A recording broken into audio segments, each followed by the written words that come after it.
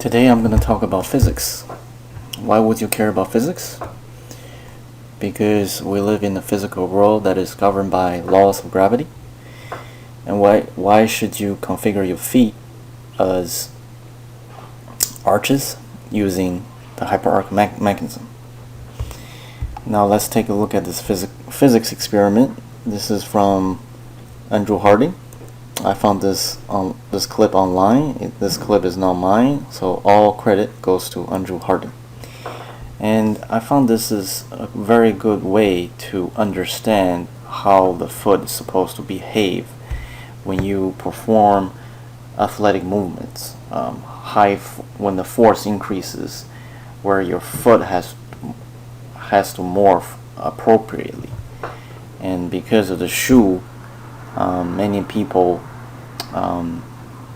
lost this ability, and that resulted in dormant glutes. Right? So let's take a look at this experiment first.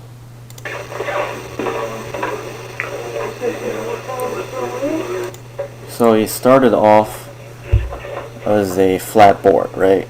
I mean, most people, when they use their foot, they use it like a board, like a straight line, like a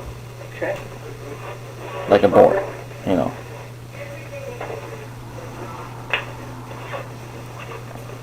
So we're adding weight.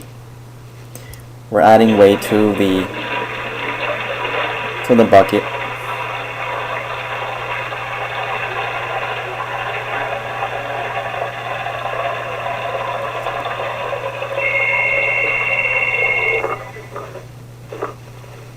And this sort of explains why if your foot arch dropped, you know, due to too much relaxation, you don't have tension in your foot. You know, your foot basically lost its ability to keep tension and keep the arc. Naturally has an arc inside, but the hyperarch mechanism not only make the arc strong, but also it makes it higher and makes it usable. Alright, second bucket of water. You can start to see that it's about to break.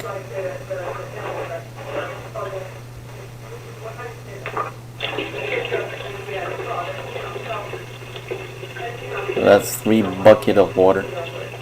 Almost. Oh, almost there. Okay. I would say that's where it broke. So taking the same amount of water that just broke that board, we're going to try to attach to the other bridge that looks using the triangles to make it strong. I mean, I've heard like doctors explaining how the foot is supposed to be a tripod.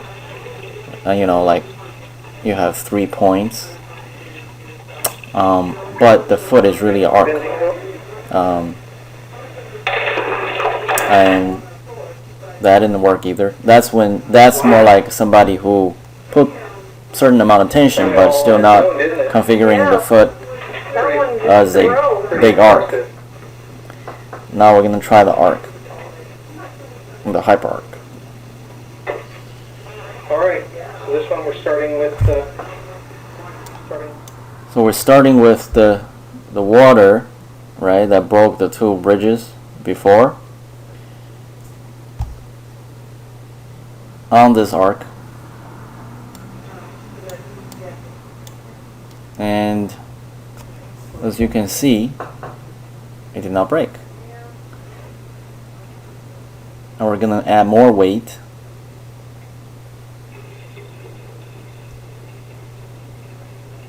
I love physics. Physics makes you think. So your foot has an arc in it, but if you don't know how to use the arc and then the arc strength, you won't be able to tap into this potential that you have absorbing force, right? I mean, when you put out a lot of force, you have to absorb the force first. So it does two things. The hyperarc mechanism does two things. It has to protect you before you can generate force. And a lot of people just care about how much, I want to jump high, I want to run fast, but what about when you come down? What about when you break? They don't think about those things. So this is a clip still from the sports science, right? John Brinkus, where he was interviewing, did a study on Chris Lowry, who has a phenomenal vertical leap, and so the force he generates when he's leaps up is about 1,400 pounds, right? That's a lot of force. Now, if you think about how much powerlifters lift, they can never lift this amount of weight. So if you want to do it by brute force, forget it. So that means there is a lot of power that's generated because of the tendons, okay, because he's catching the momentum, and that's roughly 7 times his body weight. I mean, considering he's less than 200 pounds, it's tremendous weight being generated. So if you look at the chart here that they did for the pressure, the amount of the chart, the study they did on his foot. All these spikes are run up to the jump. This spike here is the actual takeoff, so he's producing 1,700 pounds of force here. Although I don't really understand this graph, but what this big spike is telling us is when he lands. So when he lands, this is much more than when he's taking off. So if your foot is not configured properly, you will get injured, right? But luckily, from what I found out, my research is if you configure your foot properly, when you take off, the foot should stay in that mold when you land. I mean, it doesn't happen like you jump off with one mold and then when you land your foot is in different mold. That really don't happen. If you're a quad dominant jumper, why a lot of people get injured, because they try to use their quad, right? But when you land, the quad is not a very good muscle for absorbing force, and you have too much dorsiflexion when you use your quad to absorb that amount of force, and it's not going through your posterior chain, and that causes a lot of knee pains. So if you don't have your foot configured correctly, you're gonna get injured, right? And we're going to look at a picture here, and this muscle down here is called abductor pollicis muscle, and picture here is a healthy arc, and picture over here is someone's foot with elongated abductor pollicis over time by relaxing the foot too much.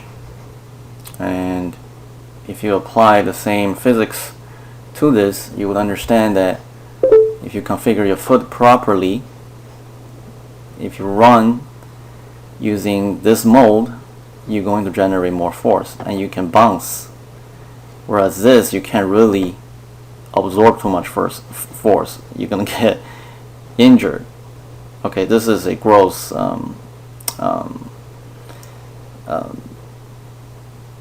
exaggeration of the foot, to relax, but you get the point. What the hyperarch mechanism does is it connects all these tendons and muscles over here and makes this arc more prominent. At the same time, remember I was talking about the bend where you change the contact point, and basically you see this bone here. This bone will have to come down, forming a bigger arc. That's when your contact point becomes very important. That will be underneath, that aligns with the second toe, like a big arc, where your heel does not touch the ground. Okay. And finally, I want to give you this quote and make you think.